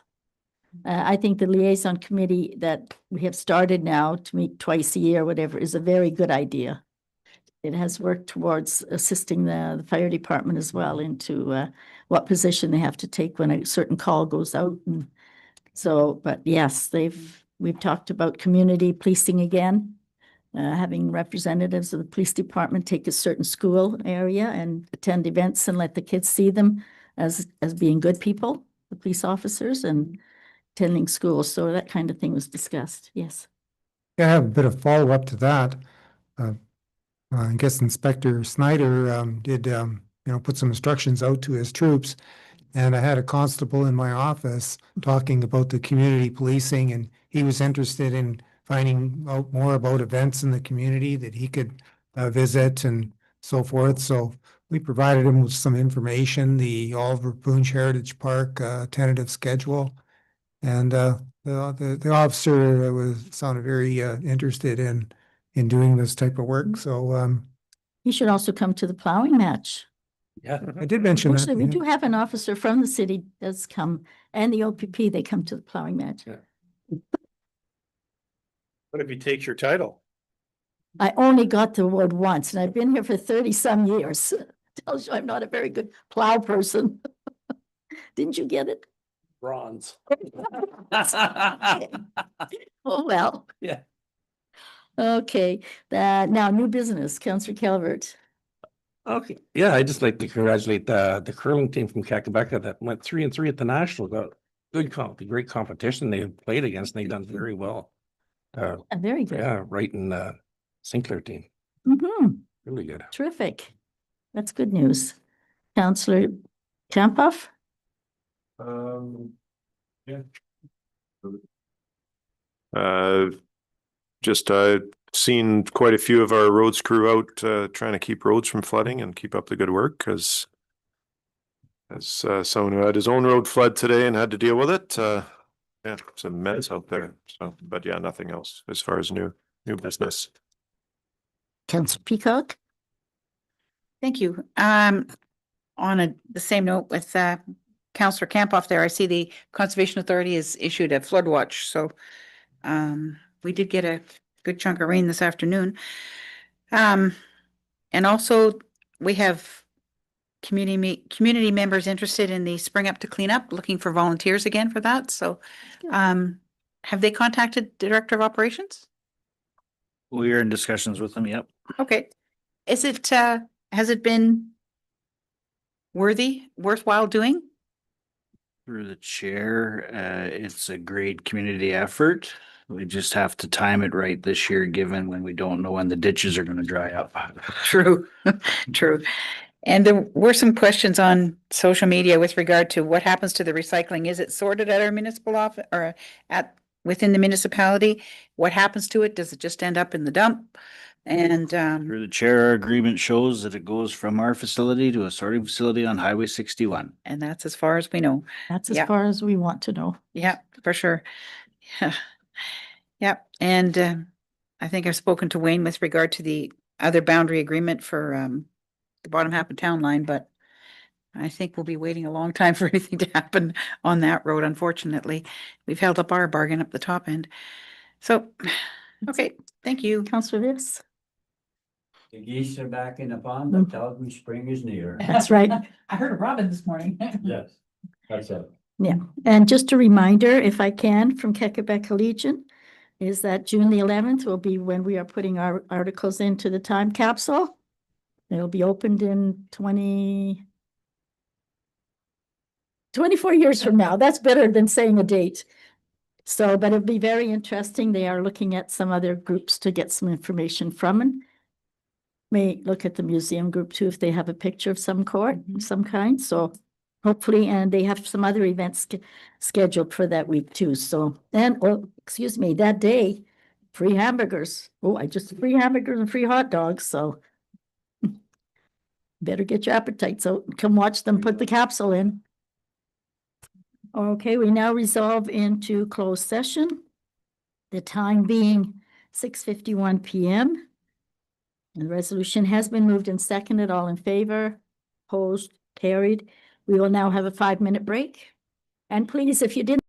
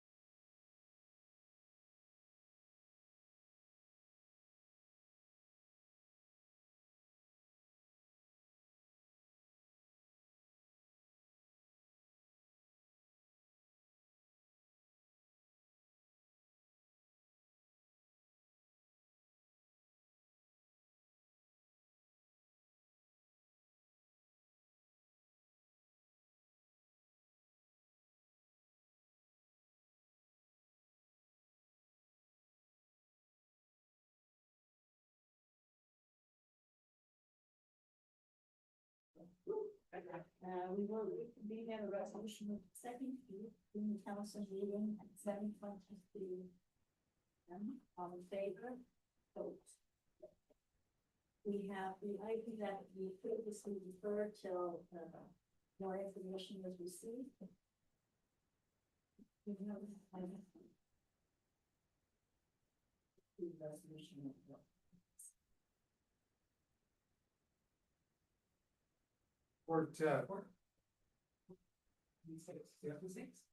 Okay, or that was. Right on, so it's over there.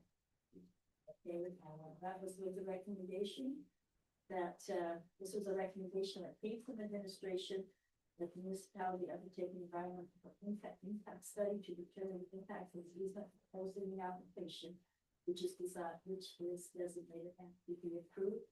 And the administration recommends that this was. We were wondering to see what information had been received just before the meeting. We have that in front of us now. So I'll open it for discussion.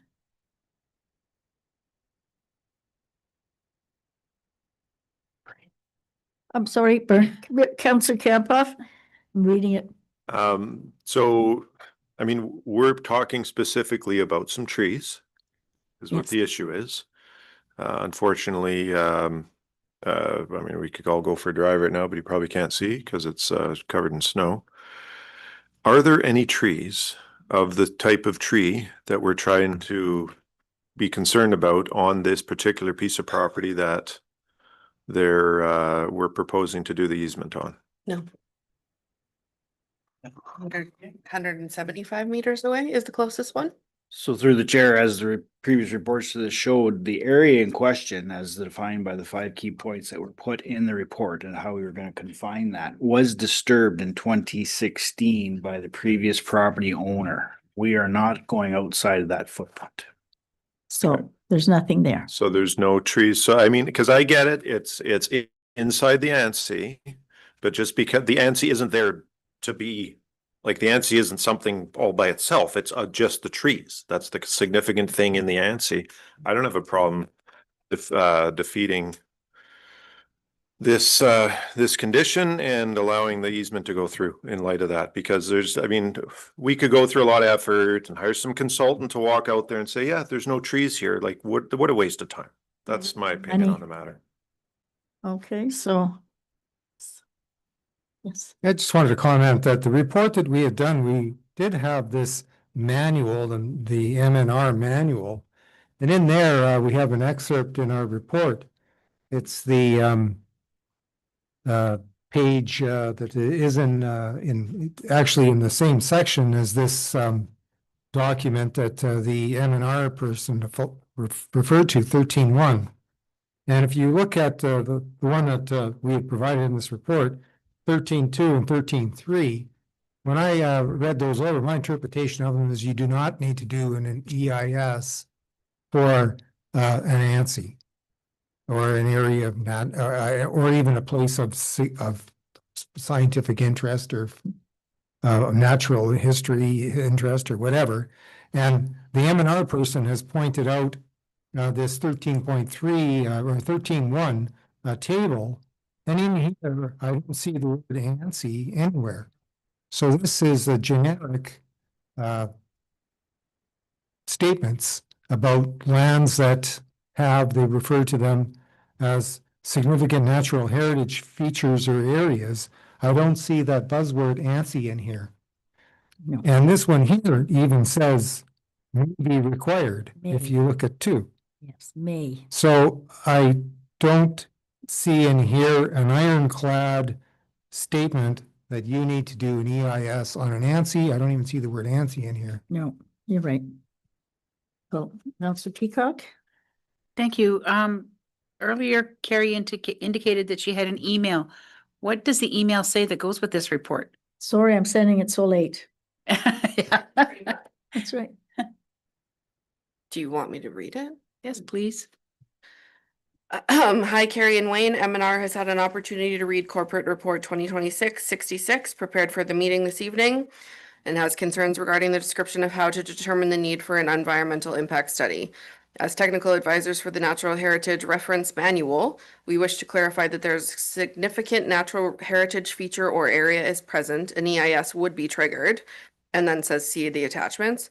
The full manual is attached for reference to this email.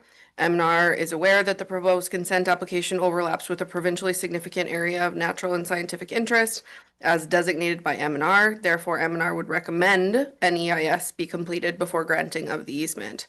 Happy to discuss the technical guidance provided in this manual at any time, including how an EIS could be scoped and carried out. Please reach out if the municipality wishes to discuss. So. Any further discussion? You just talked about natural heritage in there, that's all, she never mentioned Angie in there at all. Yeah. Jack, he said a area of natural and scientific interest. That's Nancy. But he's saying that they would recommend it because that's what they have to do. Yeah. But as indicated to us, there are none of those quote trees on this section that's going to be part of the No. driveway. And he did call me to let me know he was going to try and send this email before our meeting. And I said, have you been there? So he said, it's just because of the classification. Yeah. So I mean, whether they actually look at it or not, I don't know. Okay, so Councillor Peacock? It's unfortunate that it went this far. Obviously, when the gentleman purchased the land, he knew it was landlocked. So It's not landlocked. No, it's not. It's He right, doesn't- right on Hearthstone Road. but this is the only place on Hearthstone that he could access it. The PD line goes all the way through his property. It's public land. Yes. But yet the municipality owns that other piece. Yes, but between Hearthstone Road and the PD line, he owns the land. Right through. So he gets a driveway off of Hearthstone regardless. And then if he chooses to just go across the berm without the easement, then we can't control how he does it. Correct me if I'm wrong.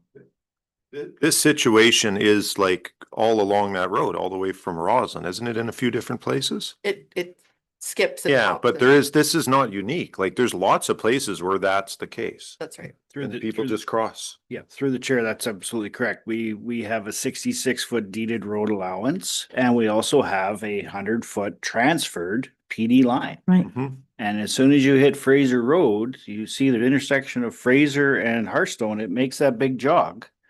And you're onto the PD. That's right. But if you come back into Roslyn Village, you're on road allowance and the That's right. PD's to the south. That's right. Yeah, you've dealt with this before. So, Will there be then, it's just going to be an entrance for him alone, or is it going to be a public entrance? going to his pasture to watch his buffalo. Make sure they're all there and they didn't break out the On fence. private property. It's Private not, property. it's not an entrance. His entrance is private. This is the easement across our portion of that's, That you know, driveway. severs his property. But it's not a public opening on the road. No, It's his It drive. still has a private, because this isn't actually off of Hearthstone. This is in the middle of his property. yeah, He even offered to put a gate on it. Yes, and that's It's it. That's in the written in the And easement. it's been in the written, Condition. it's been in the condition of the easement entering into the agreement right from the get-go, how we were gonna construct it, what it's gonna be gated, and who's gonna, and what use. It's been 5 key items that have been relayed to this council and committee of adjustment. Mhm. several times. PD then has been granted to the municipality? Yeah. Okay, that's same with the Grand Trunk. That Right. we own the Grand Trunk now. Okay, Mhm. so that, well, there's no, So- then just help us out. At the risk of, I mean, just a comment, I don't think the people that are concerned about the Bur Oak could have a better outcome to the situation. That's right. Because we're controlling, I mean, they have a very friendly landowner now Mhm. who wants to use the property for agriculture, who's been in public saying he's not gonna worry about, he's gonna do what he can to help maintain the Bur Oak. And he's trying to do everything properly by going to get this easement. So it's unfortunate that they have not recognized that we're trying to be very, sensible and and concerned about the ANSI, and we're doing the right thing here. So it's frustrating. Yes, and how about the land itself where the buffalo are pasturing? What kind of, you said what kind of grasslands that was? Back in 1860, it was savanna grassland. It had bur oak in it with grasses and stuff. Now it's just a spent aggregate pit. That's right. But an EIS is going to study the area around this part too, and it's covered in houses. There's an industrial area, like they've called it significant for far too long, and no one goes to inspect it to see if that designation needs to change. That's right. There's houses built on the other side of Hearthstone that they removed bur oak to build the house. Yeah, right Nobody inside of cried that then. ANSI. Right inside of the ANSI. Yes. Just one further question. I did have an opportunity to watch the Committee of Adjustment meeting and the one of the people on the committee indicated that we had the wrong legal description in there or And something. it was corrected in the meeting. Okay, so is it corrected on It's this the report right, then? it was the right address then. Oh, Wording before the legal description needed a one word added to it to make it the right thing. okay. I just wanted to be sure we're discussing the right thing. Okay, so we have that resolution and we have had the recommendation of administration to defeat it. So any more discussion? All in favor? All opposed? Okay. Done. Yeah. Okay. We have a resolution to approve the minutes of the closed session held on March 25th, 2026. It's moved and seconded. All in favor? All in favor. Confirming meeting resolution. It's been moved and seconded. All in favor? Opposed? Carried. Well, now we have a resolution to adjourn our council meeting at 7:34 p.m. All in favor? Opposed? Carried.